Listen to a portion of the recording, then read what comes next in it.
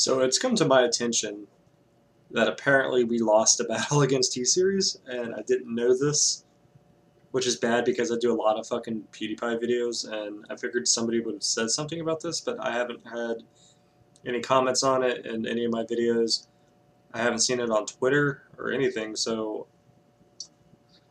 But I just checked Social Blade, or not Social Blade, I just checked this little sub count. We're up like 150,000, so I don't get it. But anyways, this is PewDiePie's new video, We Lost. And it kind of looks like Pew News, so you know how that goes. Before we begin, you should go ahead and subscribe, and let's go ahead and get into Pew News. Okay.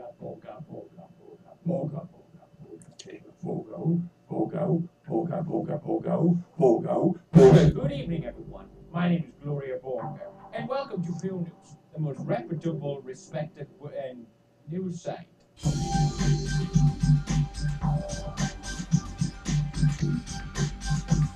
All the Pew News.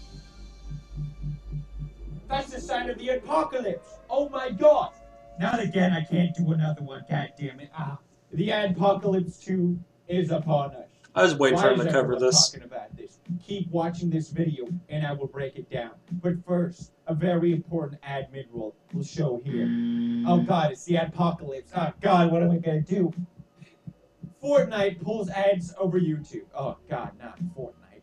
Nestle pull ads from YouTube. Oh God, not Nestle, the most ethical company of all time. Disney pulls ads from YouTube. What am I gonna do without Disney ads? Huh? Ads that I'm already not getting on my videos? What the? God damn it.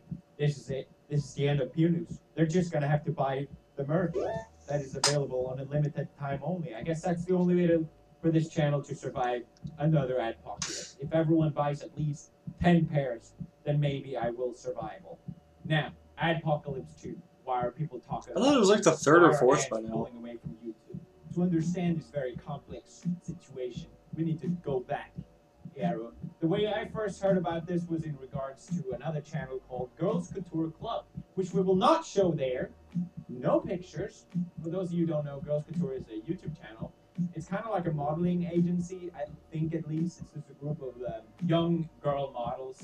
Why do we need that? The most popular videos are all bikini related. So already that's kind of disturbing. And at the same time, as people pointed out that this channel exists, two regular family-friendly, I think at least, gaming channels got shut down by YouTube out of nowhere. And I covered that. So my channel just went down for community guideline strikes for sexual content.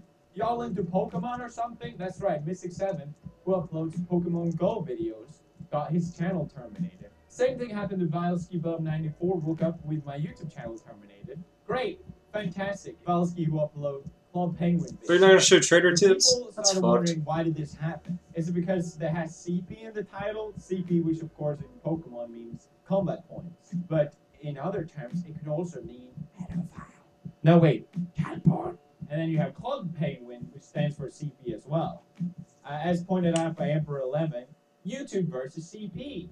Pokemon Go, no. Club Penguin videos, no. Young girls dressed in bikinis, yeah. YouTube logic, everyone. Now, this doesn't necessarily have anything to do with the apocalypse, but I think it's important for context after all. Now, out of nowhere, this guy named Matt What It Is, made a video, and he talked about how YouTube is facilitating the sexual exploitation of children, and it's being monetized. Parenthesis 2019. Always helpful to know what year it is. So what Matt pointed out was that if you click on videos on YouTube, a certain type of videos, you will eventually enter this click hole where YouTube will recommend to you videos of really young girls wearing skinny clothes or maybe... But it makes me wonder how he stumbled across these videos in the first place. More of those videos will be recommended to you. And I'd be lying if I said I was surprised. I mean, this is how it works on YouTube. YouTube wants you to stay on the website as long as possible. So the way the algorithm works is that if you watch a certain type of content for a long time, YouTube is going to recommend more of that content to you. Now, the irony of this is that YouTube's algorithm has been serving pedophiles videos of young girls. I mean, it's not funny, but It's just messed up. Another thing Matt pointed out was that if you check the comments on these videos, there's a bunch of people writing timestamps. This is a way for people in these pedophile rings to help each other out to find the sexually explicit part or what can be interpreted as well in these videos. Now, these videos in themselves are just innocent videos of girls. Sorry, I really don't like pedophiles. I really don't. And I have a 3-month-old baby. And this is something I'm going to have to prepare her for in the future about not being on the internet.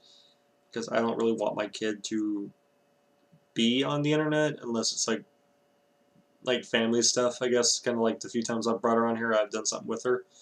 But I don't want her to have her on Facebook or anything like that. And it's because I fear for this kind of shit, because this is how I would go to jail. Because I'd have to fucking kill somebody. I really don't like pedophilia. You're fucking disgusting. There's something wrong with your goddamn brain. They're not doing anything in particular, but there might be like that one point where maybe they show a little bit more or something like that. And through the YouTube comment section, people find those parts more easily. Matt also pointed out.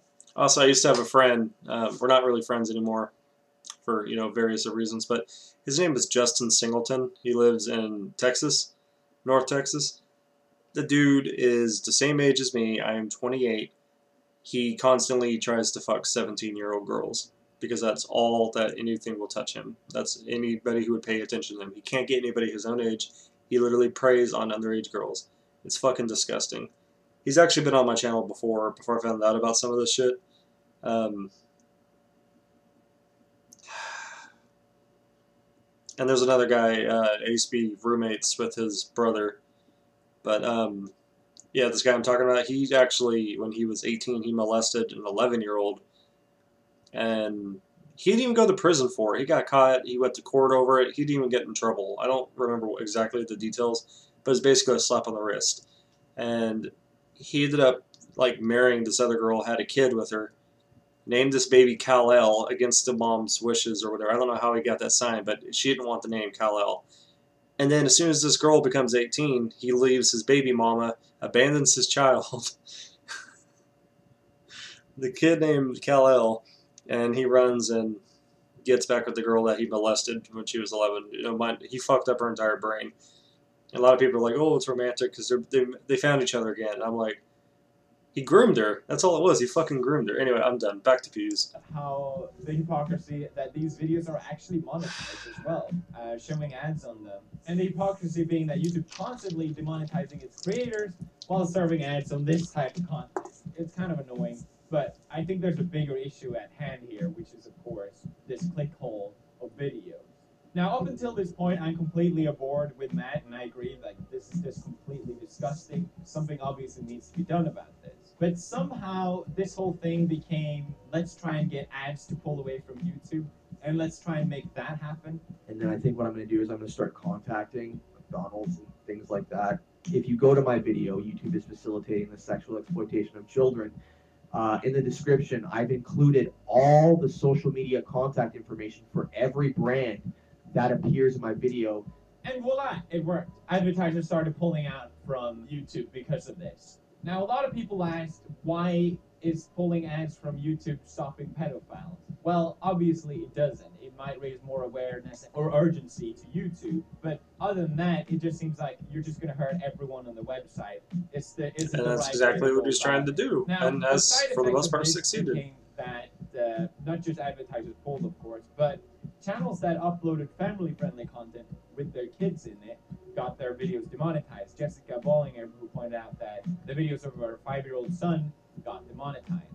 And not just demonetized, but all the comments on these videos were disabled as well. YouTube responded to this saying that out of abundance of caution, some videos that include minors and are at risk of predatory comments may have comments disabled. This is only... See, my thing on it, I don't know, there might be some kind of loophole or something I'm kind of overlooking, but I feel like YouTube should just do it where you can censor certain things, which I don't believe in censorship, but instead of just fucking over somebody who's trying to make money off of this, make a living off of this kind of shit, instead of fucking them over and taking control of their channel onto some of the features that they could do, just censor some of the shit. Or just hire more people. I don't know. I know YouTube makes billions of dollars or whatever, but they could do something else. Related to content that may endanger minors. More info. They also recommended that if you Tell me what you think. Let's talk about it in the comments. If you have a better solution, let me know. If you ask me. YouTube also said that they terminated 400 channels and reported illegal comments to the law enforcement, which is great. But people were furious. People were genuinely outraged, saying this is the end of YouTube because of this response that YouTube made. With regards to the action that we've taken, even if your video is suitable for advertisers, inappropriate comments could result in your video receiving limited or no ads. So comments on YouTube could demonetize for the creator, which seems pretty crazy if you think about it. And a lot of people were not happy about this, saying YouTube is now officially demonetizing videos in the comment section. How easy it is now to wreck a YouTuber's career. Just leave insults on their videos. And they get punished for it. Yeah. And a lot of people echoed this sentiment, basically going, well, so what you're saying is that if I'm powerful enough troll, I could single-handedly destroy someone's livelihood. And you don't see anything wrong with that. I think for the first time in a long time, I'm on the side of YouTube. This is obviously a swift and short-term solution because people like Matt who just want to see the site burn and are contacting advertisers and doing all this stuff to just cause as much damage and havoc as possible. They obviously need to act quickly. The videos that got demonetized from Jessica are gymnastic videos of a 5-year-old. I'm sorry, but maybe you can live without them being monetized. It seems kind of questionable already, even if they are advertiser friendly, given the circumstance. Okay, I get what he's saying, but for me, I can kind of disagree with him because you never know somebody's story, I guess. Like, he doesn't have kids. I know he doesn't get it. I have a kid, and she's expensive. So if you can get maybe just a little bit of revenue, I mean, you know what I mean? Like, if you can make just a little bit of extra money, you don't know. Maybe the girl's struggling. I don't know this woman. I don't know her channel. I don't know anything about her or her family. But if I can monetize my videos and get a little bit of extra money, I can make sure my kid gets braces. You know, when she's older, I can make sure she has the formula she needs now to survive on. You know what I mean? Or baby clothes, doctor visits, just shit like that. Like, me and her mom, we make money, but it's always good to have something extra because you never know. So I can disagree with Felix on this. Obviously, they could be problematic. I think I have the right to talk about this because pretty much exact same thing happened to me, just in a different context of me making jokes. Okay, it's not the exact same thing, but basically I made jokes about Jews, and then you had actual anti-Semite taking it seriously, and that caused a bunch of problems for me and the site. It's kind of similar in a really weird way. It's annoying how a minority of disgusting idiots are causing so much problem, but that's the reality of the situation. I think there's a larger issue at hand here where it goes back to the beginning with the girls' couture stuff, where you have girls in bikinis, very young. What do you do with that? Are you going to allow that to be monetized from now on? Where do you draw the line on that? Is family friendly no longer family friendly? They're not setting a precedent by removing comments or demonetizing these videos. It's not something that's going to affect everyone on the site. It's clearly something they've done just to act swiftly at a time when it's necessary. And to be honest, I appreciate that YouTube does that. So yeah, but see, also the problem with that YouTube is over. Is it will affect smaller channels. Like, I can see like a bigger channel, it'd be harder for YouTube to find specific comments, but like most of my videos get like maybe anywhere from 5 to maybe 10 comments. If somebody did something like that, then I know YouTube would just axe down on me like really hard, and it would be completely unfair. I'd have to remove comments, and that's not something I like to do. So no, it isn't. Calm down. They are working on it, and I trust them. Well, I know. I'm trusting YouTube on it too. Something So worth actually getting outraged about: the sub-gap Pewdiepie versus Tseries. Now, obviously, I'm completely impartial in this matter. I don't care who wins or comes down on top. T-gay, T-gay.